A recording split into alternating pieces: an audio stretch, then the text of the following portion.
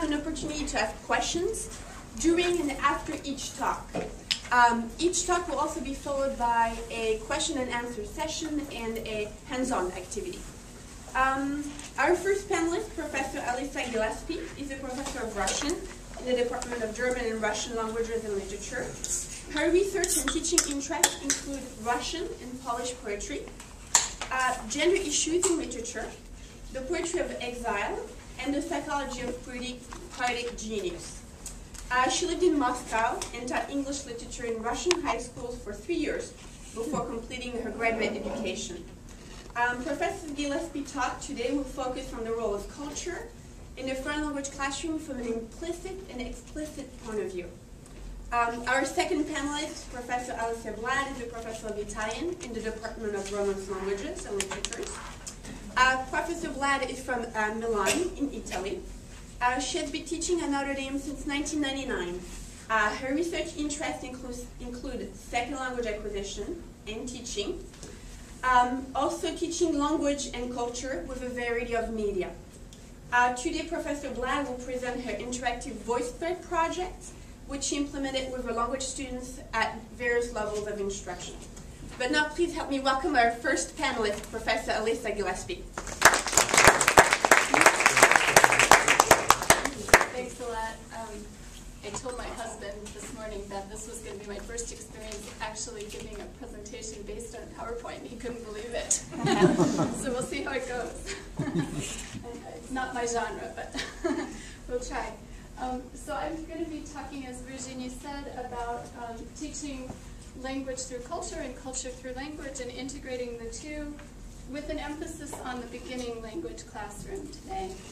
Although I do teach across the curriculum, and we can talk more about that if we want to, including last semester, I'll just mention at the outset, I taught a course that was called 1,000 Years of Russian Culture. It was an entirely culture-focused course, but it was taught in English translation. So various types of culture teaching, both in the target language and in English. I'm going to just start out with a quote that I really like from the MLA report on foreign languages that came out in May of 2007. In regard to the way our understanding of foreign language teaching and its articulation with culture and transcultural competence has been changing over the last number of years. So if you permit me, I'll just read this quote out.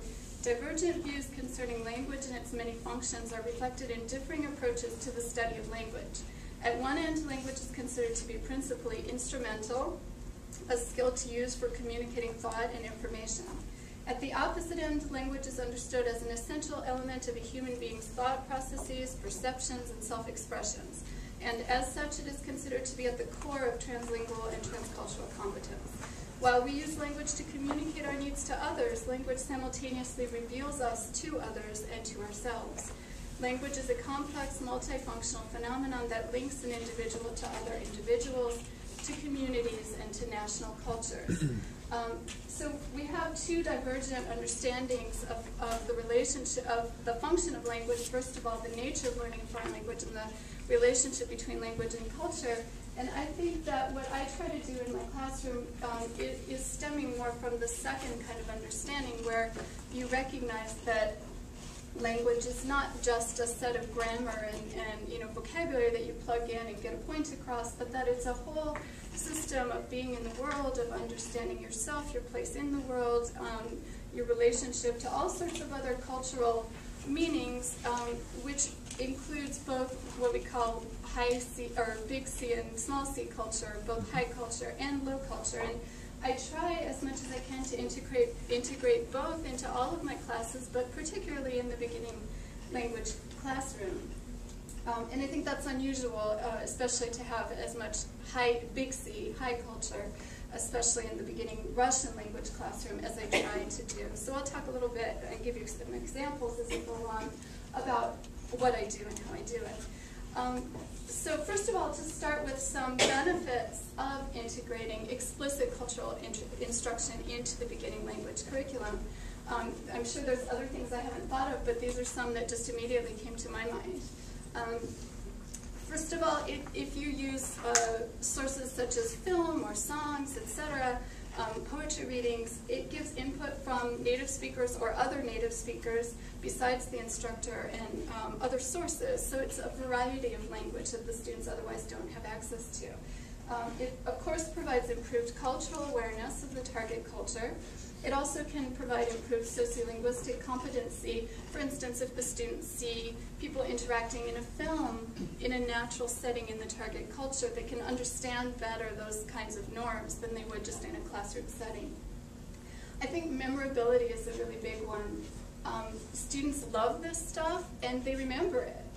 It's catchy. If it's a song, if it's a poem, if it's a proverb, a saying, a joke, they remember it. They remember the vocabulary much better than they do just reading words in a textbook. It also gives you the ability to tailor your course or your section to the unique and particular interests of that group of students. So I have my years where I have students who are crazy about Vysotsky, who's a Soviet poet bard. And then I have other years where they love the pop group Kombinatsiya. And this year I have a group that loves poetry. So you just kind of can feel out your students and know what they like, and it enables you to enrich a course in ways that are tailored to that particular group, which they appreciate as well. And that feeds into increased student motivation, increased investment in learning the language and the culture, and has the additional benefit that we see, I think, improved retention from one level to the next. And by the way, in Russian, I think we have the highest retention level of any language at Notre Dame, at least if that statistic hasn't changed, I'm not sure. Obviously, that's not only thanks to me. I'm just one person in the program, but I mean, I think it does pay off to give them that culture that they find so